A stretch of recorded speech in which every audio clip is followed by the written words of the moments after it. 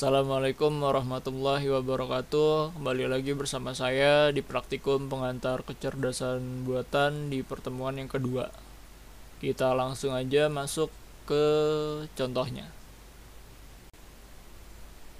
Di sini pertama kita mengimport yang namanya matplotlib, yaitu buat memvisualisasikan data.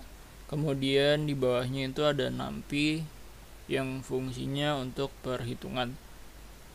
Selanjutnya di bawah kita import model sekuensial dari framework Rust. Terus untuk layernya kita import dense, activation, flatten, reshape, conv2d, max pooling 2d, sama dropout. Nah, dan optimizer yang kita gunakan itu ada Adam. Selanjutnya buat datasetnya ini kita pakai yang namanya dari Sifar 10 ya. Kalau kemarin kan kita pakai Menis ya. Menis kan isinya angka-angka. Nah, kalau Sifar 10 ini dia isinya tuh gambar-gambar. Jadi di sini tuh kayak ada gambar binatang, ada gambar mobil, gambar truk kayak gitu. Nah, kemudian sedangkan untuk xtrain sama ytrain ini itu variabel buat menyimpan data yang akan kita latih. Terus kalau xtest sama ytest-nya ini variabel buat nyimpen data testing. Selanjutnya data di atas ini kita normalisasi. Yang tadinya range-nya itu sampai 255, ini kita ubah jadi antara 0 sama 1. Kemudian setelah itu kita akan membuat label pada ytrain sama ytest menjadi kategori atau kelas-kelas. Terus di sini ada input shape. Jadi di sini nanti kita bikin rancangan model CNN-nya ya. Di sini ada input shape-nya ini ukurannya 32 kali 32. Nah, terus untuk 3-nya ini maksudnya dia berjenis RGB atau red green blue. Kemudian model yang digunakan ini bentuknya sekuensial. Terus di sini ada conv2d ini maksudnya kita memiliki 16 filter di mana dimensinya itu 3 kali 3. Terus paddingnya itu same dan input shape-nya itu sesuai sama yang tadi kita deklarasiin ini. Nah, untuk padding same ini maksudnya itu nanti jumlah pixel dari input itu akan sama dengan output. Kemudian di sini activation-nya kita pakai relu.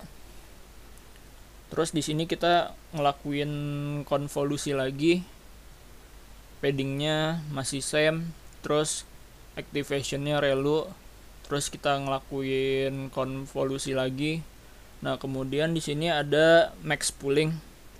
Jadi untuk pooling sendiri ini fungsinya buat mereduksi gambarnya. Jadi ukuran gambarnya tuh kita perkecil biar nanti prosesnya lebih singkat, lebih gampang.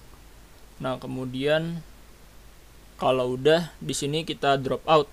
Jadi kalau hasilnya itu lebih dari 0,4, maka itu hasilnya akan dibuang. Nah, itu tuh biar menghilangkan nilai-nilai yang nggak perlu. Nah, terus di sini kita ngelakuin konvolusi berkali-kali ya.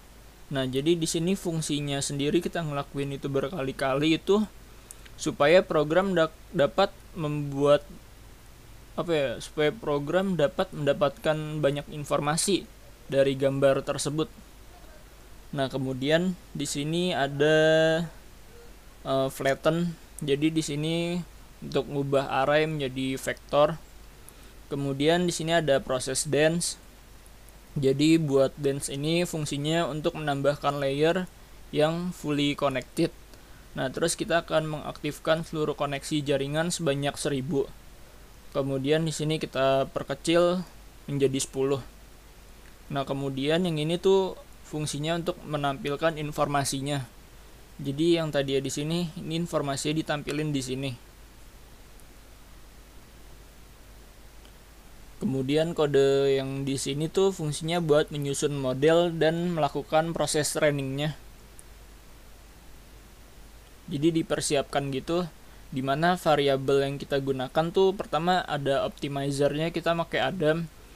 Terus lossnya itu kita pakai yang categorical cross entropy. Di sini kita pakai categorical cross entropy karena datanya kita menggunakan categorical, sehingga pada nilai loss ini kita juga menggunakan categorical loss. Terus buat matriksnya sendiri kita pakai nilai akurasi sebagai nilai pengukurannya. Kemudian di sini kita mulai proses trainingnya, dimana epochnya itu kita pakai 25. Jadi epochnya itu jumlah loop pada reading data, kemudian ada batch size-nya 200, shuffle-nya true. Kemudian validasi datanya itu kita ngambil dari data testingnya, yaitu X-test sama Y-test. Kemudian di sini dijalankan proses trainingnya. Nah, di sini kita ngedapetin akurasinya itu 0,7126. Nah, di sini kita mencetak hasil akurasinya. Jadi hasil akurasinya itu 71,2% ya. Berarti data yang nanti kita gituin nggak 100% hasilnya, pasti nanti ada salahnya. Kemudian di sini kodenya untuk memprediksikan gambar dari model yang kita latih. Nah, jadi untuk sampel image-nya kita pakai random number. Jadi mungkin nanti hasilnya tuh setiap orang bakalan berbeda-beda, nggak harus sama. Nah, kemudian yang di sini kita tampilkan hasil dari prediknya ini. Nah, di sini kan bisa kita lihat ya. Di sini ada gambar aslinya deer. Nah, hasil prediksinya benar nih deer nih. Kemudian di sini ada truk, hasilnya benar truk. Terus di sini ada mobil, hasil prediksinya benar mobil, dan yang terakhir ada kodok. Dan hasil prediksinya benar kodok. Kira-kira segitu aja dulu dari saya. Kurang lebihnya mohon maaf. Wassalamualaikum warahmatullahi wabarakatuh.